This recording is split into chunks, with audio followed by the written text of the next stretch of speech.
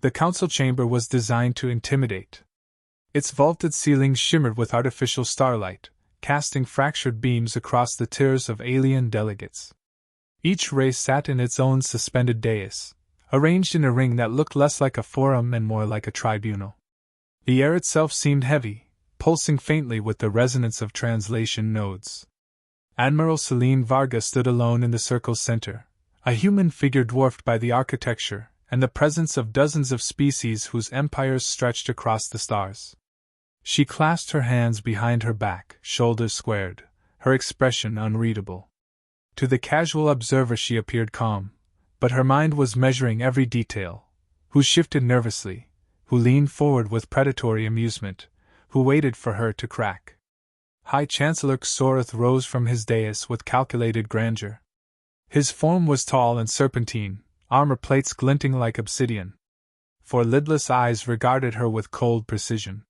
When he spoke, his voice rolled through the chamber with the force of ritual judgment.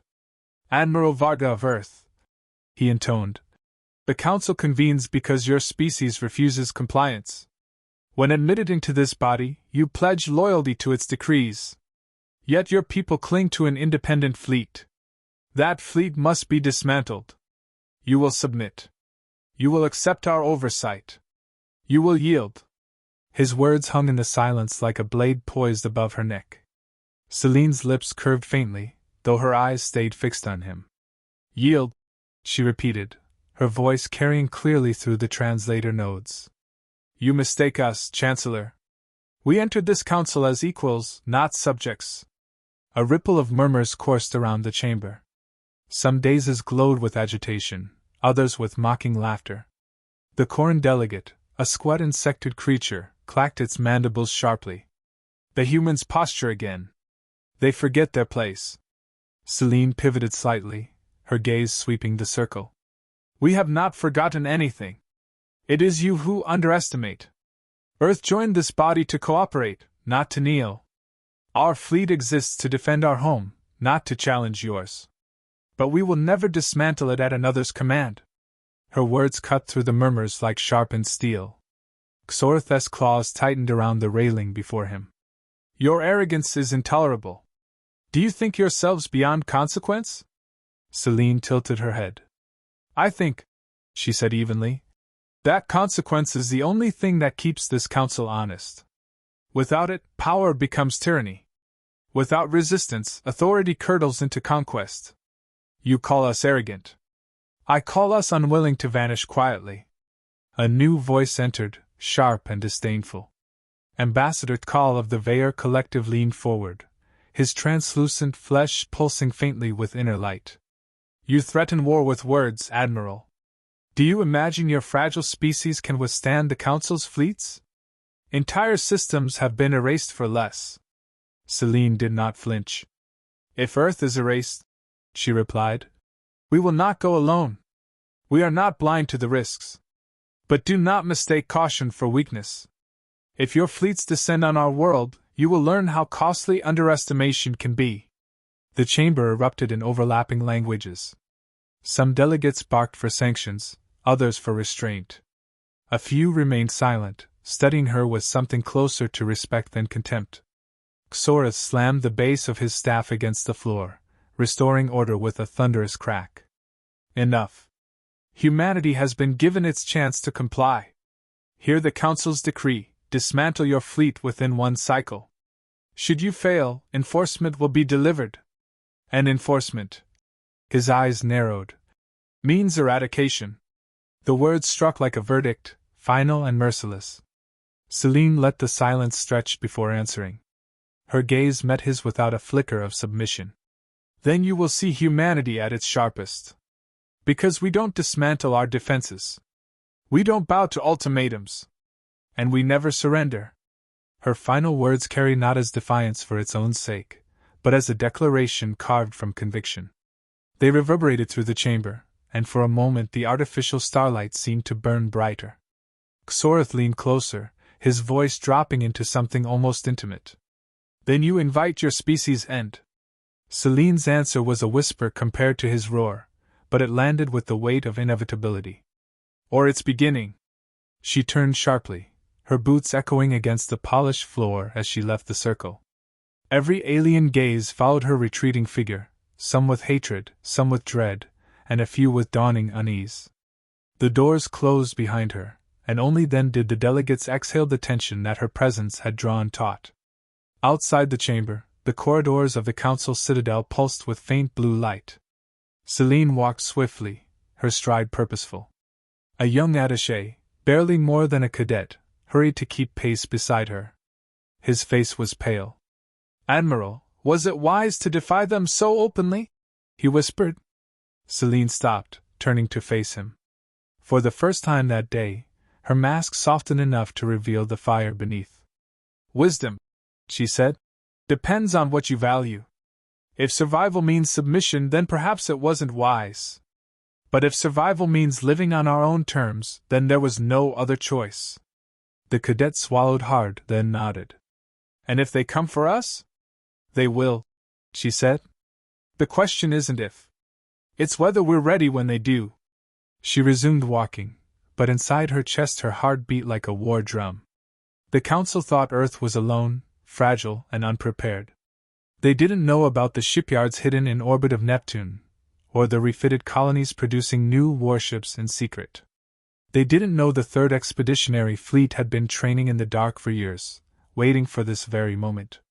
They would learn. That night, as her transport carried her back toward the shuttle bays, Celine stared out the viewport at the swirling storm clouds of the council capital's atmosphere. The alien world glittered with lights, sprawling and arrogant. She memorized its sight, not out of admiration, but out of certainty that someday she would see it again under different circumstances.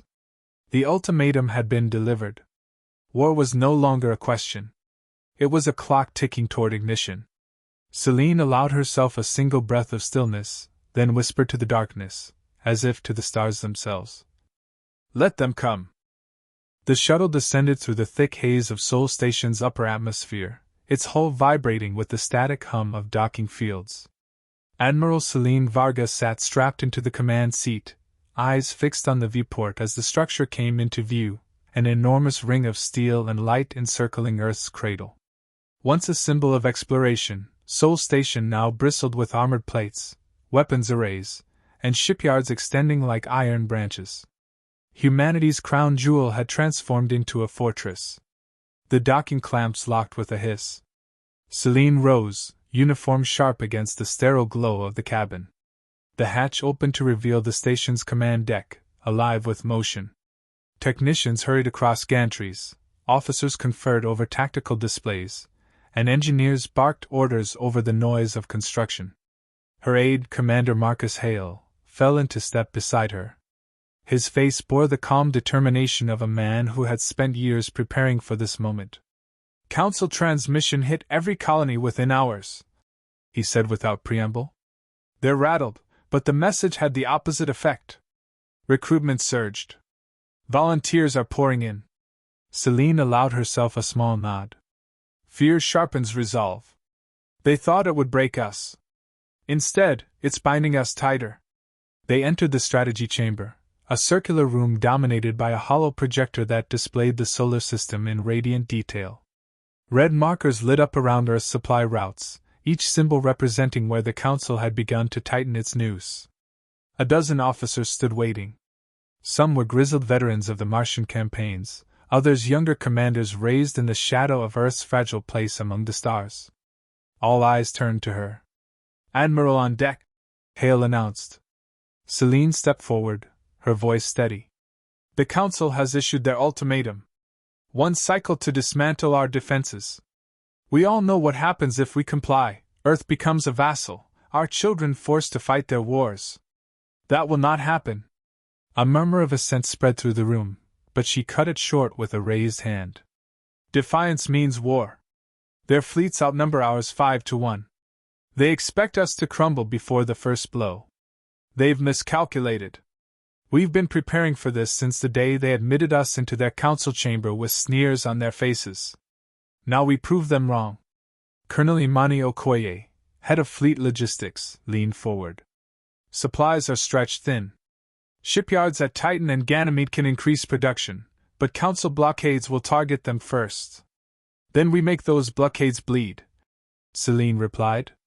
If they want to choke us, we'll make them pay for every breath. General Anton Rourke, scarred and broad-shouldered, rumbled from the far side of the table. What about morale? Every screen across Earth is screaming about extermination fleets. People are terrified. Celine met his gaze. Good. Fear is honest. We don't need blind optimism, we need courage. Courage isn't the absence of fear, it's standing anyway. And Earth will stand. The hollow map shifted, zooming in on Neptune's orbit.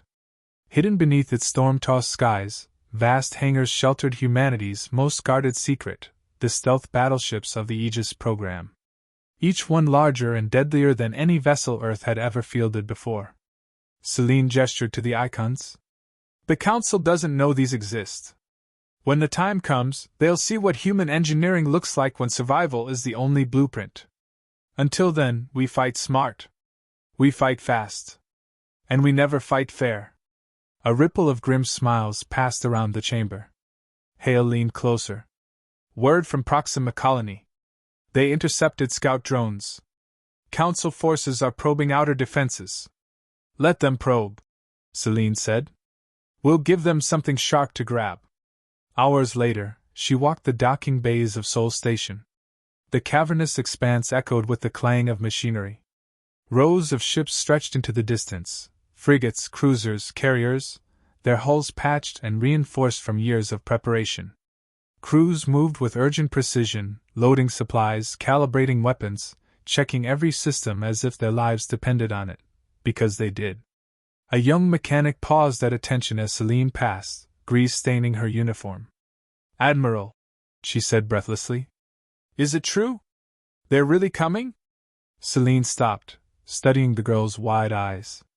She couldn't have been more than 20. Yes, Celine said quietly. They're coming. And when they do, we'll be ready. The girl straightened, her voice trembling but firm. Then let them come. Celine moved on, but the words lingered. It was more than resolve, it was a spark, one that would spread. That night, the senior fleet staff convened in Sol Station's war room. Maps filled the displays, showing the slow tightening of Council patrols. Okoye pointed to Mars' orbit. Blockade forces gathering here. They'll cut supply lines to Luna within days. Rourke jabbed a finger at Ceres. If they take the belt, we lose half our raw materials. We can't outlast them in a drawn-out fight. Celine listened, weighing each word. Finally she spoke. Then we don't give them a drawn-out fight. We strike first. Not with brute force, with precision. We bleed them where they think we're weakest. We show them humanity doesn't fight their wars. We fight ours. Hale frowned. You're suggesting raids? Harassment? Celine's eyes narrowed.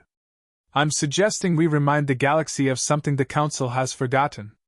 We've been underestimated before, on Earth, in orbit, across the colonies. Every time, they thought we'd break. Every time, we endured. This time will be no different. The officers exchanged glances. The gamble was enormous, the risks obvious. Yet in Celine's tone there was no hesitation, only steel. Orders go out at dawn, she concluded. We mobilize the 3rd Expeditionary Fleet. If the Council wants to test us, they'll get their answer. Later, alone in her quarters, Celine finally allowed her shoulders to sag. The weight pressed heavy, not fear for herself, but for the billions who depended on her decisions. She activated a holoscreen, its surface flickering with images, Earth's oceans, Martian domes, children playing beneath colony skylights. All of it fragile, all of it within reach of annihilation. Her hand hovered over the screen before closing it. She stood at the window instead, staring at the dark canvas of stars. Out there, the Council's fleets were gathering. Out there, the greatest powers of the galaxy believed Earth would kneel. They would learn the truth soon enough. Humanity stood alone, and yet, standing alone was nothing new. Celine whispered to the silent void. One day at a time. One battle at a time. We hold. The void near Ceres was silent, but silence meant little in war. Hidden in the asteroid shadows, humanity's third expeditionary fleet waited like a drawn bowstring. Hulls glimmered faintly under camouflage fields, reactors throttled low, weapons armed but cold. Admiral Celine Vargas stood on the command bridge of the Resolute, her gaze locked on the tactical display. Blue icons marked her own squadrons, scattered in deliberate disarray. Red symbols crept steadily into the belt, the Council's blockade detachment, 6 heavy cruisers with support frigates. Enough firepower to erase a colony, but not enough to expect resistance. Enemy formation approaching asteroid grid 12. Commander Hale reported, his voice tight but steady. No sign they know we're here. Celine's jaw hardened. They think Earth will roll over. Let's show them otherwise. The bridge hummed with restrained energy. Officers leaned forward, eyes fixed on displays, fingers poised over controls. 1,000 small movements, all waiting for one order. Hold until their vanguard crosses the line, Celine said. We want them comfortable. The Council ships glided deeper, their profiles arrogant in their precision. They didn't zigzag for caution. They didn't probe. They simply advanced, secure in the assumption of superiority. At Celine's side, Colonel Okoye murmured, If we hit them now, we could cripple half their force. Not yet, Celine said. Make it surgical. The first blow must echo. The moment came when the lead cruiser cut across the plane of asteroid 12. Celine gave the nod. Fire! The void erupted. From beneath rock and shadow, human ships ignited their drives, lances of plasma and missile salvos streaking into the dark. The lead cruiser vanished in a blossom of light, its shields overwhelmed in the opening volley. Frigates scattered, panic sparking through formations that had never expected to be ambushed by inferior prey. Confirmed kill, Hale reported, his voice breaking into fierce relief. Bring the flankers forward, Celine ordered. Box them in before they regroup. The Resolute surged into motion, flanked by destroyers. On screens, the battlefield became chaos, Council ships reeling under sudden fire, human frigates darting in with brutal precision, retreating into asteroid cover before counterstrikes landed. A Council officer's transmission crackled across channels, distorted by translation nodes. Human vessels, stand down immediately or face annihilation. Celine allowed herself a thin smile. She keyed the comms. This is annihilation. Just not ours. Her words cut into the channel before she closed it, letting silence drive the point deeper. Minutes stretched into eternity. The Council responded with brute force, hammering asteroids into dust with barrages meant to flush out ambushes. Whole sections of the belt shattered, rock clouds scattering across the void. But for every asteroid destroyed, human ships struck again from another angle. Okoye called from the logistics station. We've crippled their comm relay. They're blind outside system range. Good, Celine replied. Keep them deaf and bleeding. On the main screen, a Council frigate listed helplessly, hull venting atmosphere, before a final torpedo cracked it apart. Another cruiser spun out of formation, its engines flaring uncontrollably as human fighters shredded its escorts. Then came the counterblow. The largest Council cruiser pivoted, unleashing a beam that sliced through the belt like a sword of light. One human destroyer took the hit broadside. Shields collapsed, armor peeled away, and in an instant it was gone, a flare swallowed by darkness. The bridge fell silent for half a heartbeat. Hale whispered, Intrepid lost. Celine's voice cut the grief short. Mark the gap they left. Fill it before they push through. Rourke's voice rumbled from tactical. They're trying to punch out of the trap. If they break free. They won't. Celine's hand tightened on the console.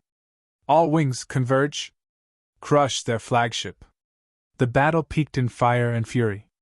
Human ships dove like predators, loosing swarms of kinetic projectiles designed not to pierce, but to overwhelm shield harmonics.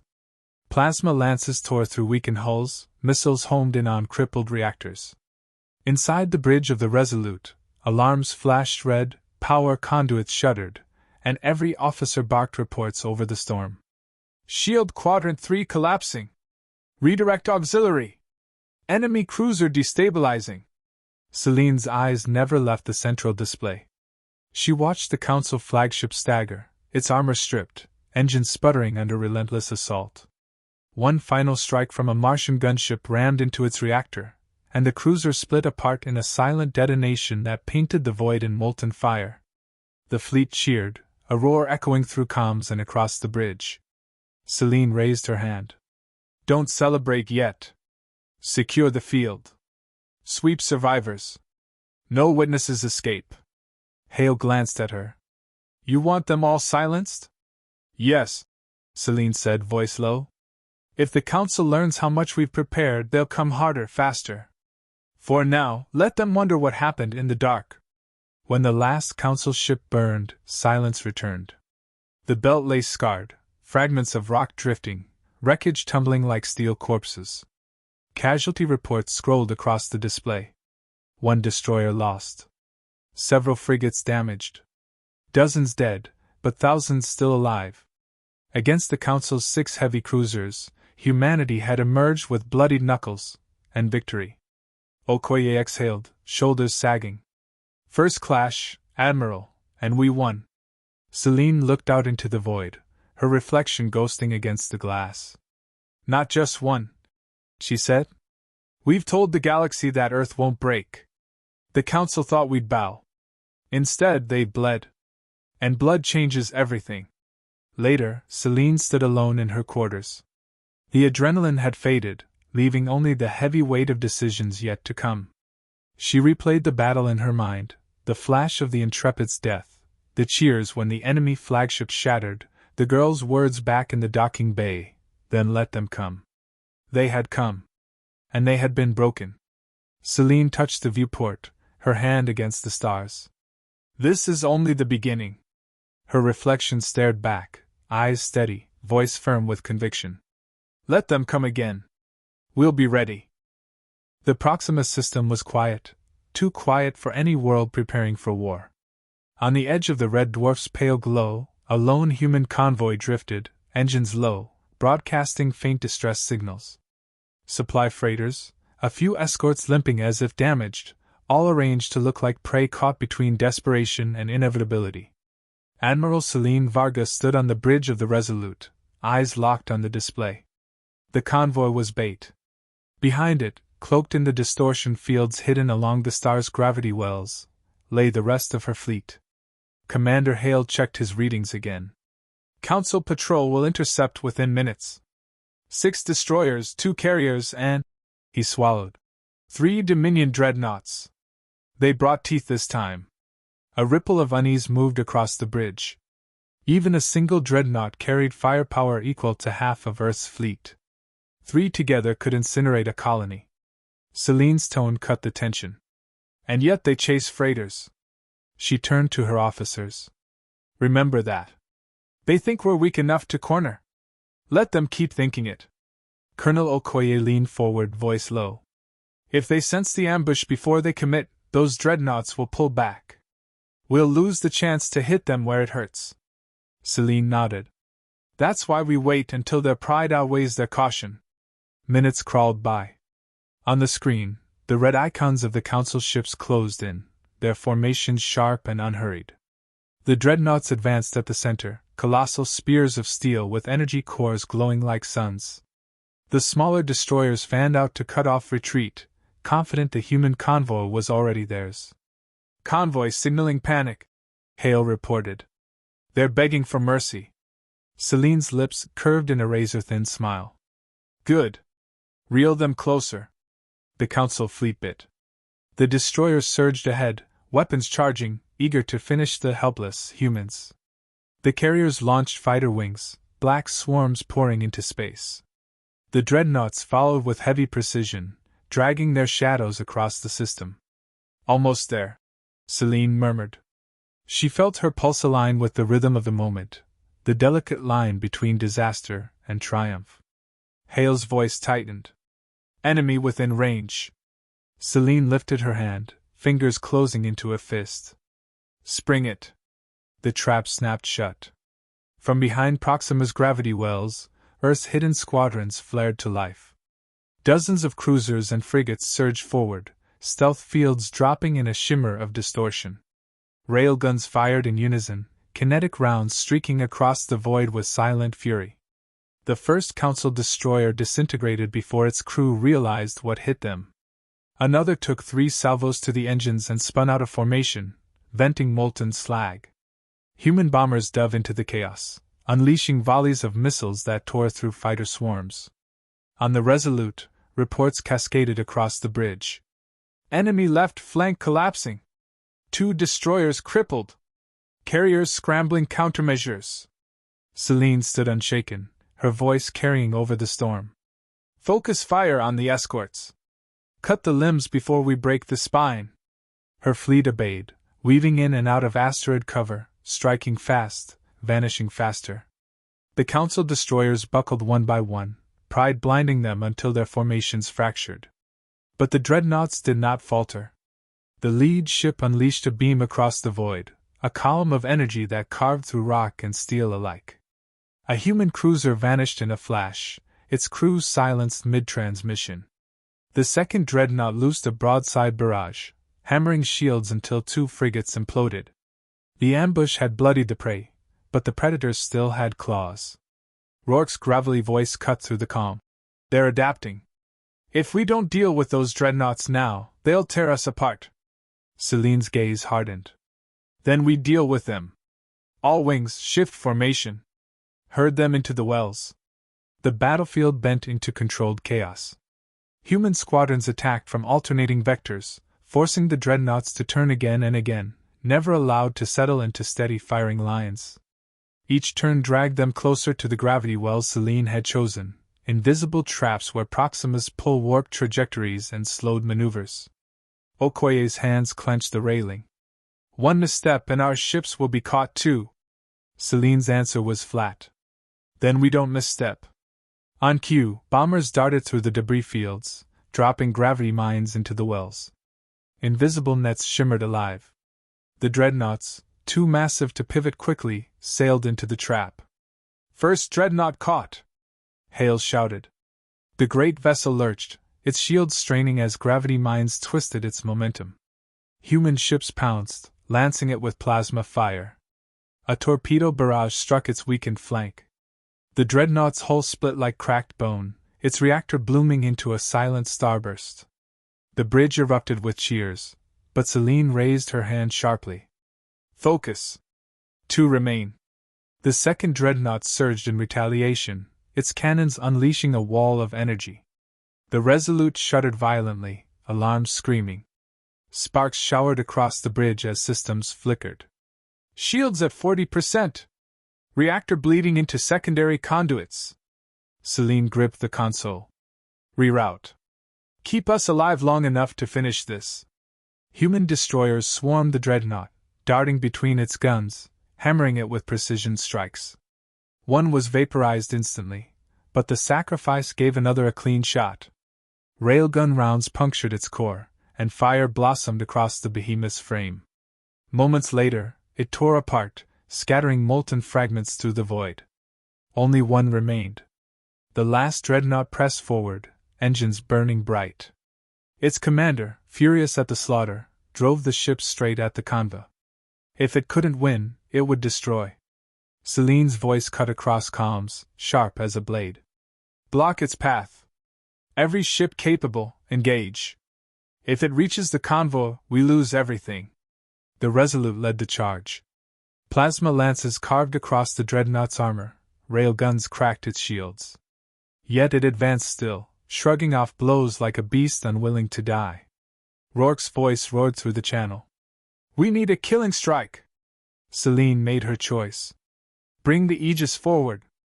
Gasps rippled across the bridge. The Aegis battleship, Earth's most guarded weapon, slid from the shadows, its hull black as obsidian, bristling with experimental weaponry. With a thunderous pulse, it fired its spinal rail cannon. The round tore through the dreadnought's core in a single catastrophic line.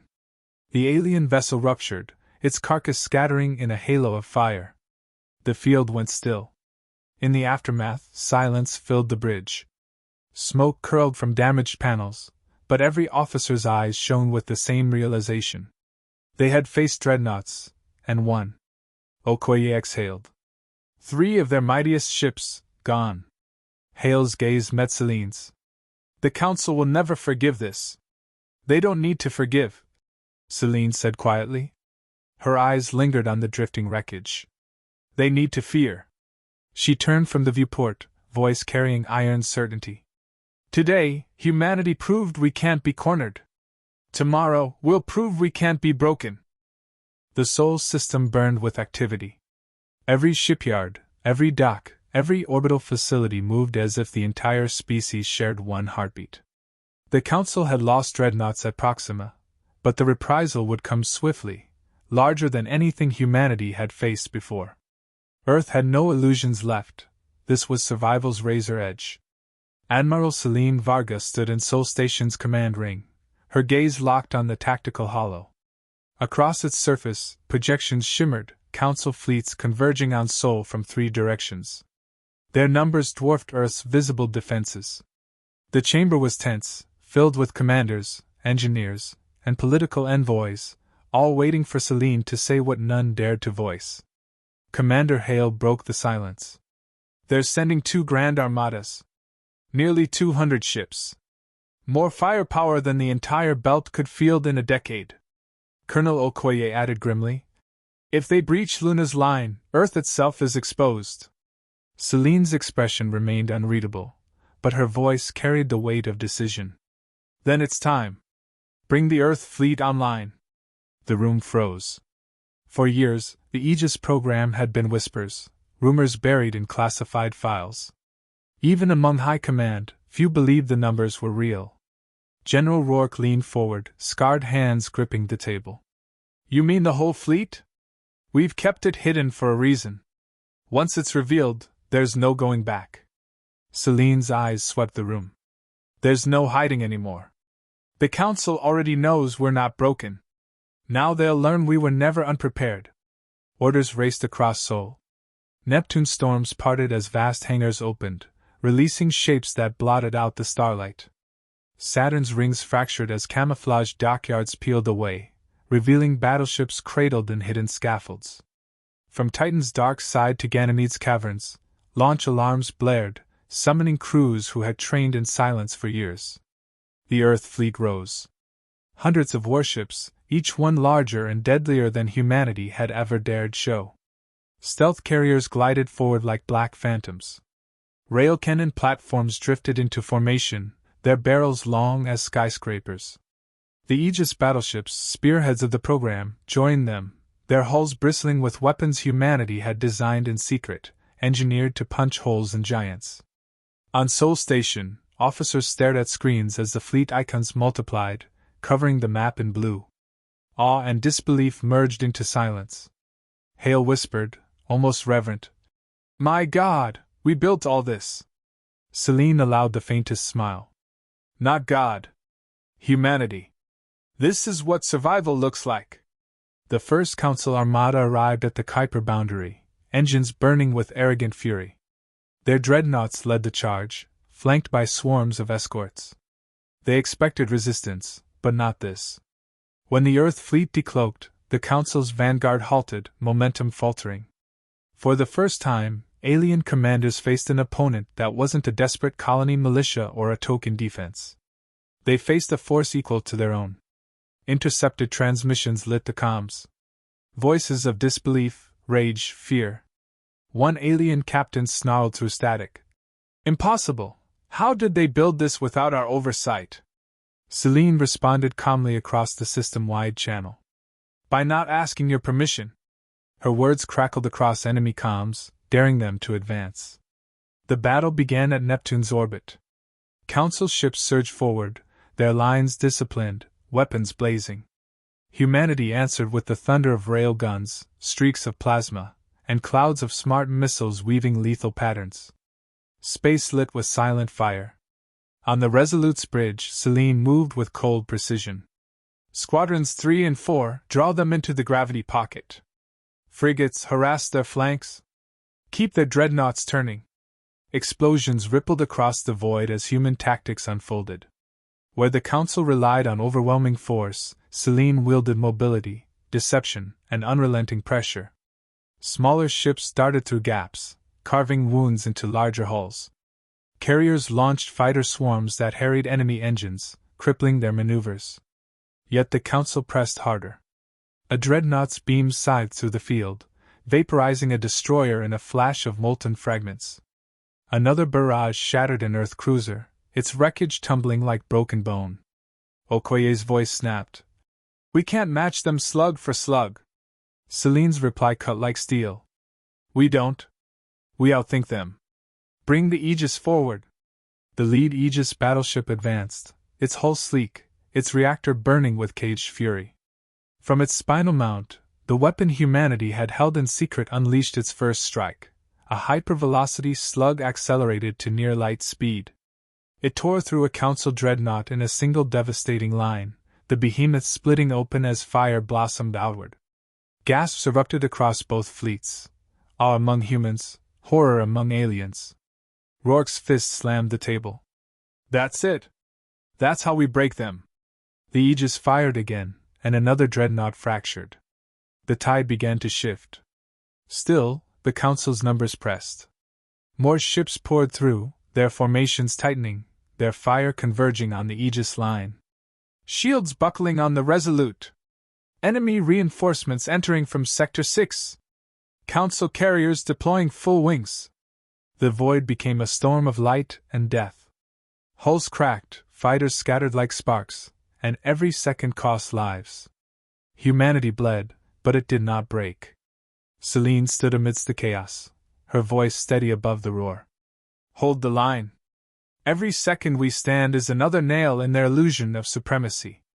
Her words carried through every channel, reaching captains and cadets alike. Across the fleet, battered crews gritted their teeth, reloaded weapons, and drove forward with renewed fury. The climax came when the Second Grand Armada breached the outer boundary. Hundreds more ships poured into the system, enough to crush even Earth's hidden strength. For a moment despair flickered, then Sol Station itself ignited. From hidden bays, orbital defense platforms powered up, their cannons firing in coordinated rhythm. From Earth's orbit, ground-to-space rail networks unleashed volleys of kinetic rounds. From Luna's dark side, missile silos opened, launching swarms into the fray. Humanity had not hidden only ships. It had turned its home into a fortress. Council comms erupted in confusion. The humans had prepared everywhere. Every orbit, every moon, every rock bristled with weapons. The illusion shattered. Earth was not prey. Earth was the predator waiting for arrogance to step too close. On the Resolute, Hale whispered, "They're pulling back. They can't believe what they're seeing." Selene's gaze stayed fixed on the burning field. "Good. Let them retreat. Let them carry the story back. We don't need to chase them, we need them to remember." Okoye exhaled, exhaustion visible in every line of her face. "Admiral, what have we just done?" Selene's answer was quiet, but filled with iron. "We've rewritten the galaxy's balance. They thought we would surrender. Instead, we stood. And now, they'll never forget that Earth has teeth." As the surviving Council fleets limped into the void, the Earth fleet regrouped, battered but unbowed. Across Sol, billions watched live feeds of humanity's ships holding the line. Cheers erupted in colonies and cities, voices lifting not in relief alone, but in pride. The battlefield around Sol hung in eerie stillness. Wreckage drifted in silence, broken hulls tumbling slowly, shattered fighters blinking with dying power, and glowing fragments where dreadnoughts had been torn apart. The Council armadas, once a tide of unstoppable force, were gone. Those that survived limped into the dark, their retreat uncoordinated, their discipline cracked. On the bridge of the Resolute, Admiral Selene Varga stood in the dim glow of flickering consoles. Her officers were exhausted, uniforms scorched, faces lined with fatigue, but their eyes burned with the realization of what they had done. Commander Hale broke the silence first. "They didn't just retreat. They ran." Colonel Okoye leaned forward, voice hoarse. "No one has ever made them do that. Not in centuries." Selene's gaze lingered on the viewport, on the burning horizon of wreckage. Then they'll remember this day longer than any victory they've claimed. The galaxy just watched the Council bleed. Across Sol Station, the news spread like wildfire. Civilian feeds lit up with images of Earth's fleet holding the line, of dreadnoughts breaking under human fire. Colonists in Martian domes wept with relief. Workers on Ganymede cheered in unison. On Earth itself, billions poured into the streets, voices raised not only in celebration but in pride that their world had faced the Council, and endured. Celine, though, had no time to bask. Reports streamed in: casualties, lost ships, shattered stations. Entire families mourned tonight.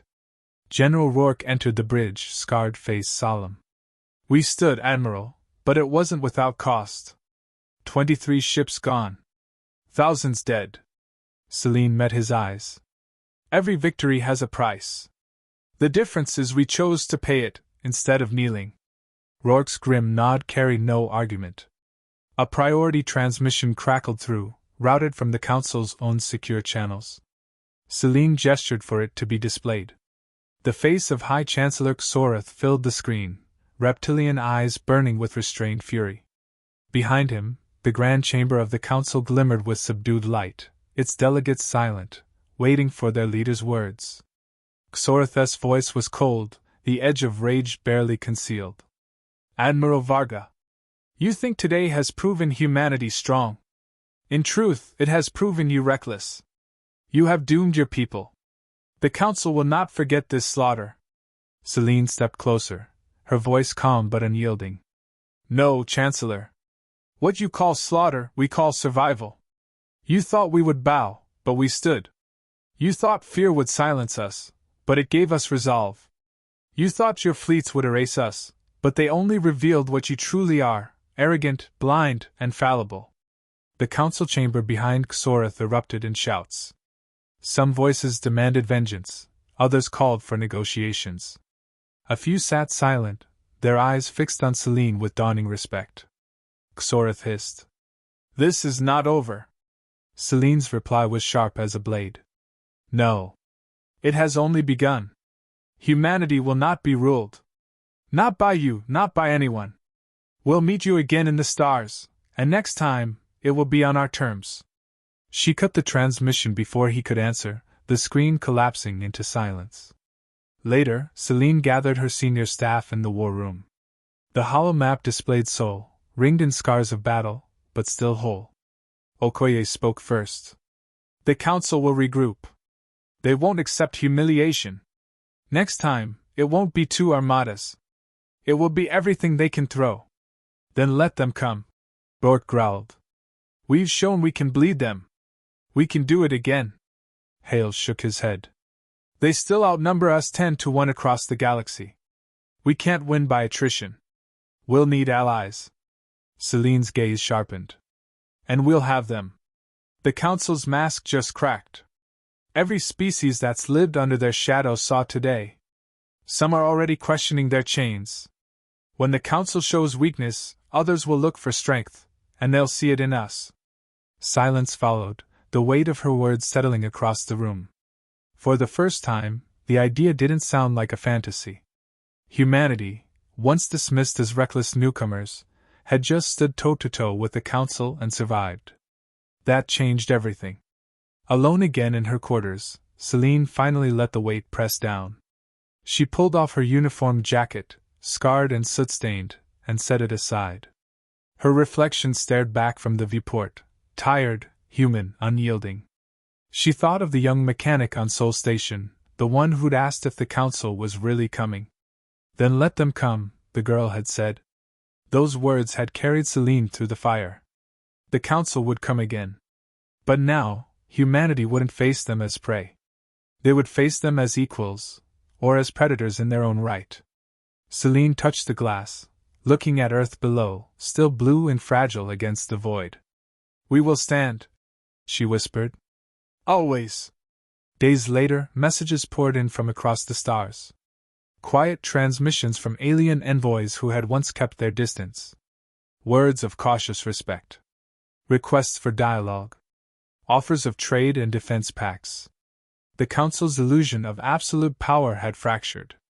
In the cracks, humanity's defiance had taken root. Celine watched the reports with measured calm. It wasn't victory yet. It was survival.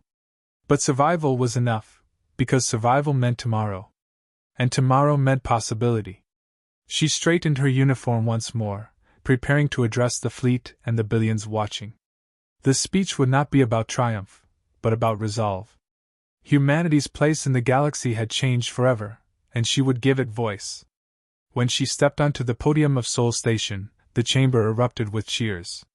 The roar of countless voices echoed through the comms, across colonies, across ships still scarred from battle. Celine raised her hand, and silence fell. Her words carried steady, not lofty but resolute. We were told to surrender.